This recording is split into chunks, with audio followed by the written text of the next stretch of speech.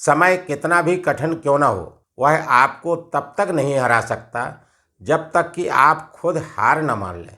इसलिए कर्म करें, धैर्य रखें और विश्वास को कभी भी डगमगाने न दें। साथियों नमस्कार, मैं आर.एस. खरे अपने चैनल मातु पितृ ज्योतिष ज्ञान के माध्यम से आप सभी दर्शकों का हार्दिक अभिनंदन स्वागत करता हूं।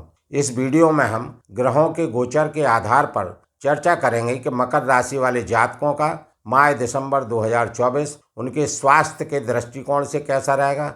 आर्थिक पक्ष के बारे में जानेंगे, भूमि भवन के बारे में समझेंगे, संतान शिक्षा के बारे में जानेंगे, दाम्पत्य जीवन कैसा रहेगा, भाग्य के बारे में समझेंगे, कैरियर के बारे में जानेंगे और क्या क्या लाभ, हानियां, परेशानियां मकर राशि वाले जातकों को माह दिसंबर 2024 में देखने को मिलेंगी। इन्हीं सब बातों की चर्चा इस वीडियो में विस्तार से करेंगे। यह राशिफल चंद्र राशि पर आधारित है। इसे नाम राशि एवं लग्न से भी देखा जा सकता है। माह प्रारंभ से ही कुंडली चार्ट में दिख रहे ग्रहों के गोचरों की स्थितियां कुछ इस प्रकार हैं। मकर राशि वाले जातकों की राशि में शुक्र देव का गोचर हो रहा है। मकर राशि के द्वितीय भाव में कुंभ राशि में शनिदेव महाराज गोचर कर रहे हैं। तृतीय भाव में मीन राशि में राहुदेव का गोचर हो रहा है। पंचम भाव में वृषभ राशि में देवगुरु बृहस्पति गोचर कर रहे हैं। सप्तम भाव में कर्क राशि में मंगल देव का गोचर हो रहा है। भाग्य भाव में कन्या राशि में केतु देव गोचर कर रहे हैं और लाभ भाव में वृश्चिक राशि में सूर्य देव बुध देव का गोचर हो रहा है। इन ग्रहों के गोचरीय प्रभाव एवं राशि परिवर्तन से मकर राशि वाले जातकों का माह दिसंबर 2024 कैसा रहेगा, यहाँ पर इसी को समझने का प्रयास करते हैं। वीडियो प्रारंभ करूं उससे पहले मकर राशि वाले जातकों के बारे में समझना जरूरी है कि मकर राशि वाले जातक कैसे होते हैं। मकर राशि वाले जातक मेहनती होते हैं, ईमानदार होते हैं, महत्वाकांक्षी होते हैं, धैर्यवान रहते हैं। कोई भी कार्य में लगे रहना, कड़ी मेहनत करना मकर राशि वाले जातकों का कार्य होता है। ये अपने धैर्य को खोते नहीं हैं। किसी भी कार्य पर लग जाएं तो उस कार्य को निरंतर अथक प्रयास के साथ करते रहते हैं और धैर्य धारण किए रहते हैं जब तक कि उस कार्य को ये पूर्ण रूप से ना कर ले। मकर राशि वाले लोग विश्वसनीय होते हैं। इन पर पूर्ण रूप से विश्वास किया जा सकता है। लक्ष्यों को पाने के लिए कितनी ही मेहनत करने को तैयार हो जाते हैं।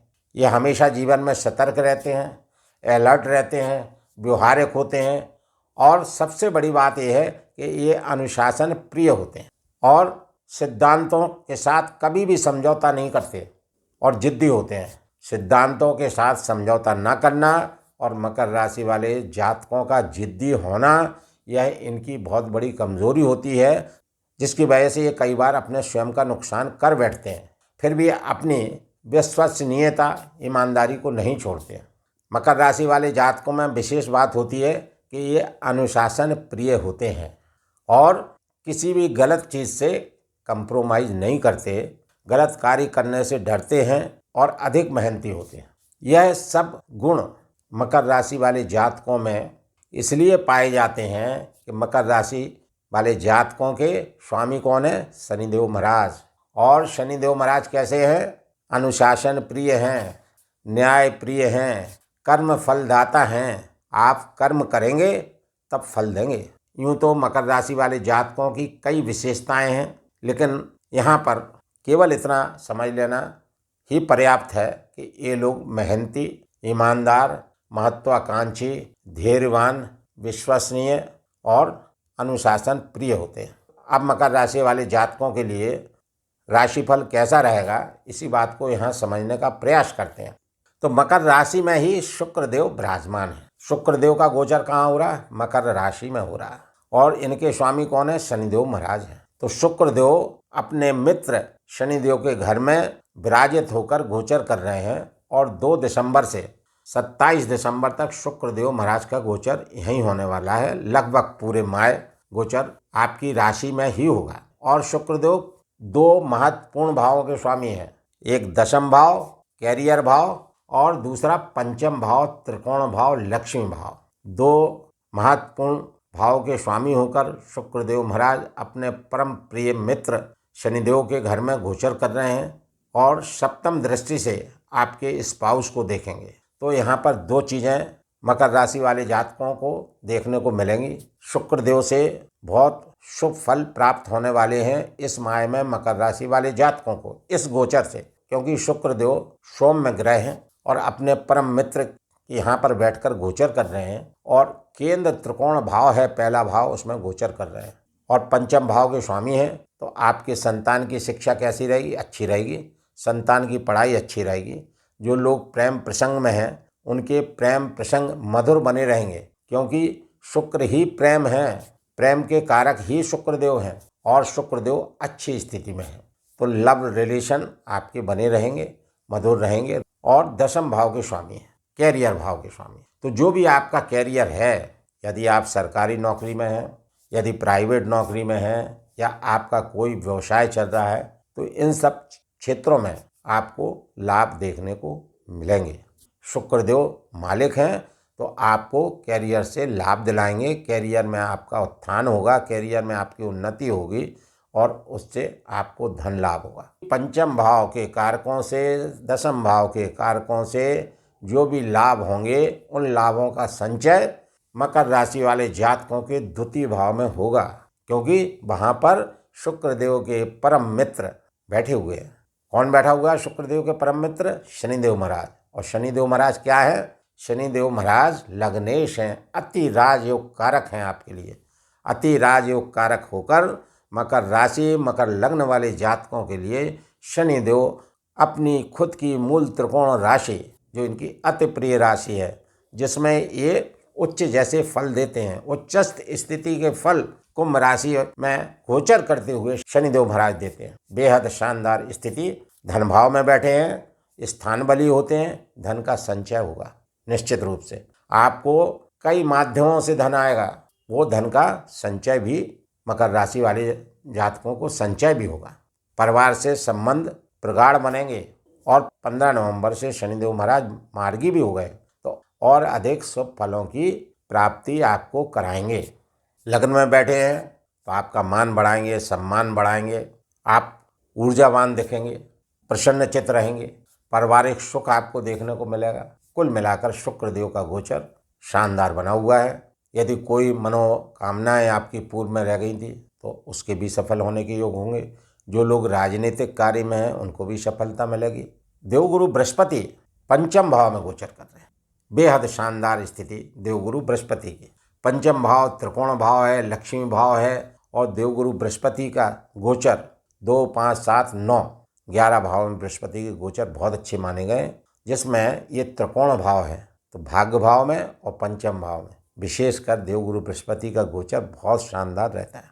और अभी वर्तमान में ये बकरी हैं, चेष्टा बल बढ़ा हुआ है, यानी इनके फल देने की क्षमता कई गुना तक बढ़ी हुई है।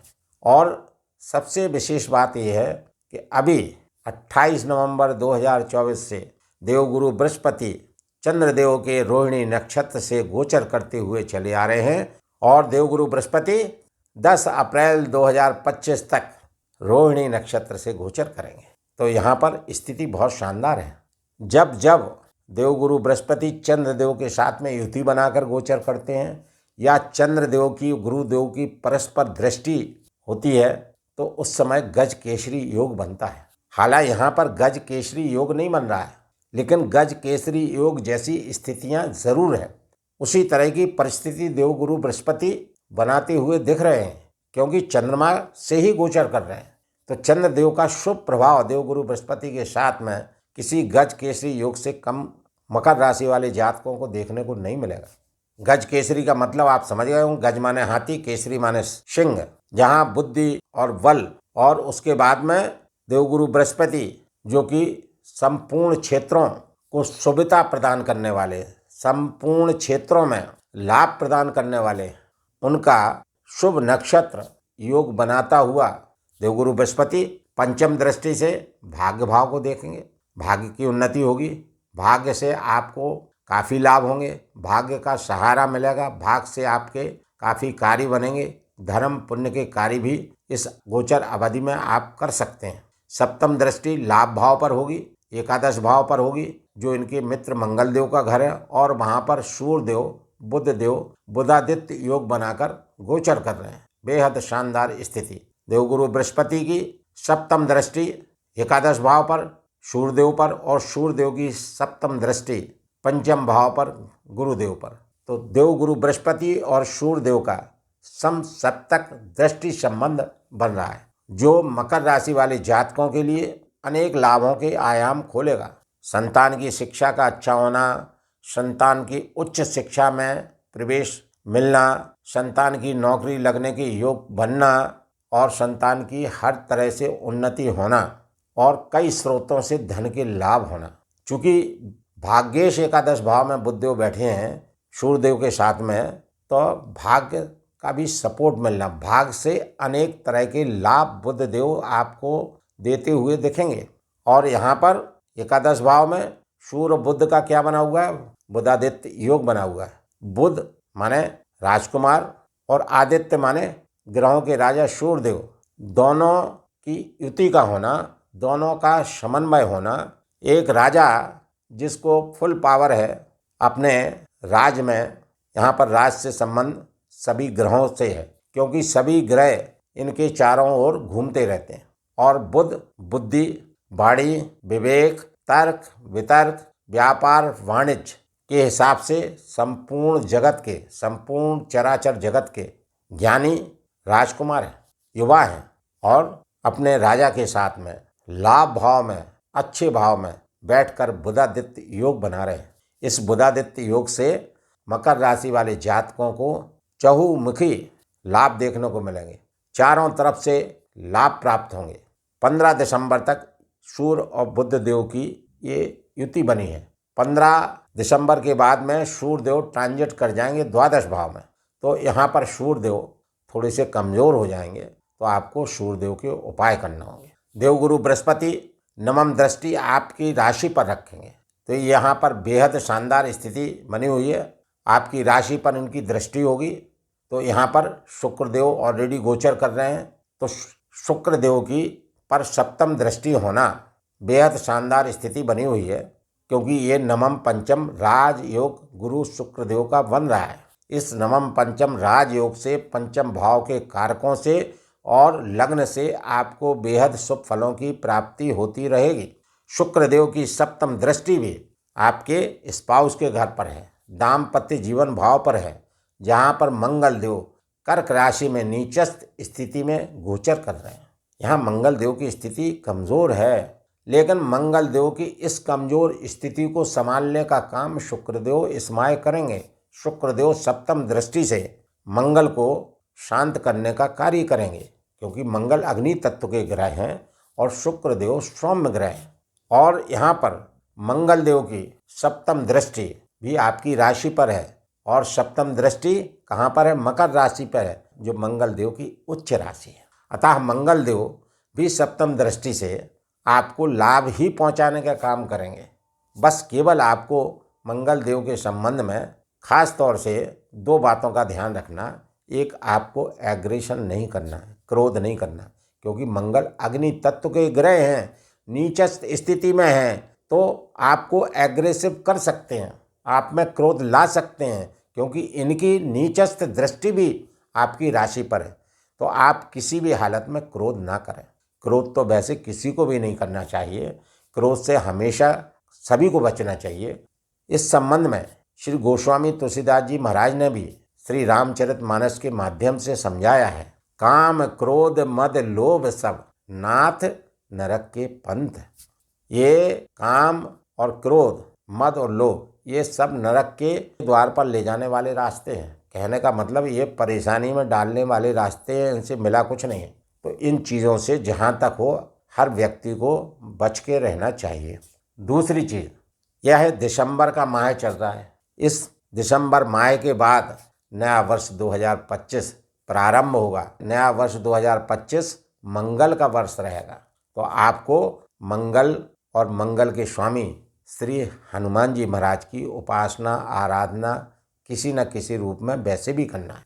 और यहाँ पर भी चूँकि मंगल नीचस्थ के हैं, यहाँ पर भी श्री हनुमान जी महाराज की पूजा आराधना उपासना किसी भी रूप में करना है। प्रतिदिन हनुमान चालीसा का पाठ करना है। प्रत्येक मंगलवार को सुंदरकांड का भी पाठ करना है, और हनुमान जी महाराज को बीच बीच में चूल्हा चढ़ाना है। और किसी भी रूप में उनसे हमेशा सदैव विनती करते रहना है, ताकि आपका दिसंबर 2024 माह के साथ साथ नया वर्ष भी मंगलमय बना रहे। और यहाँ पर देवगुरु बृहस्पति की जो पंचम दृष्टि है वो कहाँ है? भाग्य भाव पर। यह भी एक सुंदर योग है, क्योंकि देवगुरु बृहस्पति जब भी भाग्य भाव में गोचर करते हैं या भाग्य भाव पर दृष्टिपात करते हैं तो ज्योतिष में कहा गया है गुरु भाग्यम दृष्टि सर्वत्र फलति। गुरु की उपस्थिति भाग्य भाव में और दृष्टि सभी तरह के शुभ फलों की प्राप्ति कराती है। तो यहाँ पर इस हिसाब से पंचम दृष्टि भाग्य भाव पर मकर राशि वाले जातकों के लिए किसी अमृत से कम नहीं है। शनिदेव लग्नेश होकर द्वितीयेश होकर द्वितीय भाव में स्थित हैं। शनिदेव के बारे में मैं पूर्व में भी बता चुका हूँ कि धन संचय कराएंगे, द्वितीय भाव के कारकों में आपको मदद देंगे। और यहाँ पर शनिदेव राहु देव के शतभिषा नक्षत्र से गोचर कर रहे हैं। जब शतभिषा नक्षत्र से गोचर करेंगे और इसके स्वामी कौन है? राहु। तो अपने परम मित्र, क्योंकि शनि के प्रगाढ़ मित्र हैं राहु, शुक्र शनि राहु ये परस्पर अच्छे मित्रों में से हैं।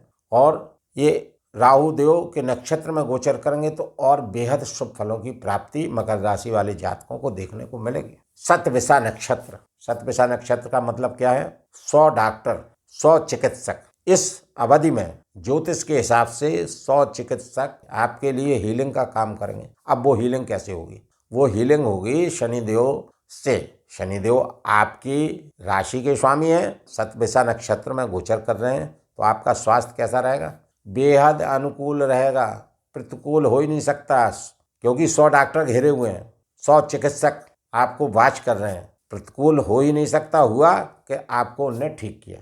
इसी तरह द्वितीय भाव में शनिदेव की जो भी परेशानी होंगी द्वितीय भाव से, वो शतभिषा नक्षत्र में होने से चिकित्सक हील करेंगे। कुल मिला के कहने का मतलब है शनिदेव का ये शतभिषा नक्षत्र जो कि राहु देव का नक्षत्र है, इस नक्षत्र से शनिदेव गोचर कर रहे हैं, तो बेहद शानदार स्थिति मकर राशि वाले, मकर लग्न वाले जातकों की बनी हुई। तृतीय भाव में किसका गोचर हो रहा है? राहु देव का गोचर। राहु देव 3, 6, 11 भाव में बेहद शुभ फल देते हैं, और यहाँ पर तृतीय भाव में गोचर हो रहा है। और ये गोचर कर रहे हैं तो ये शनिदेव के उत्तराभाद्रपद नक्षत्र से गोचर कर रहे हैं। तो यह भी एक संयोग है कि शनिदेव का राहु के नक्षत्र से गोचर और राहु देव का शनिदेव के नक्षत्र से गोचर हो रहा है। दोनों ग्रहों का परस्पर उनके नक्षत्रों से गोचर होना, दोनों ग्रहों का परस्पर अच्छा मित्र होना आपको हर तरह से लाभकारी रहेगा। तृतीय भाव में राहु बेहद शुभ फलकारक होते हैं। ज्योतिष में तो यहाँ तक कहा गया है कि तृतीय षष्ठे एकादशे राहु राजयोग प्रतिष्ठिते, राजयोग दे देते हैं। तीसरे भाव में राजयोग दे देते हैं।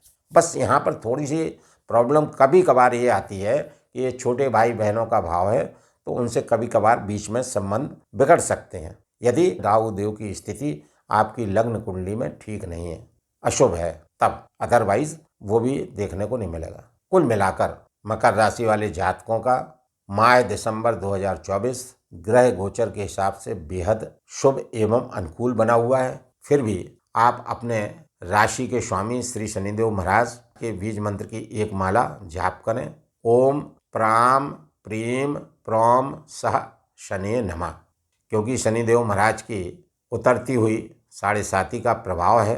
हालांकि शनिदेव महाराज मार्गी हो गए हैं तो आपके लिए विशेष लाभदायक हैं।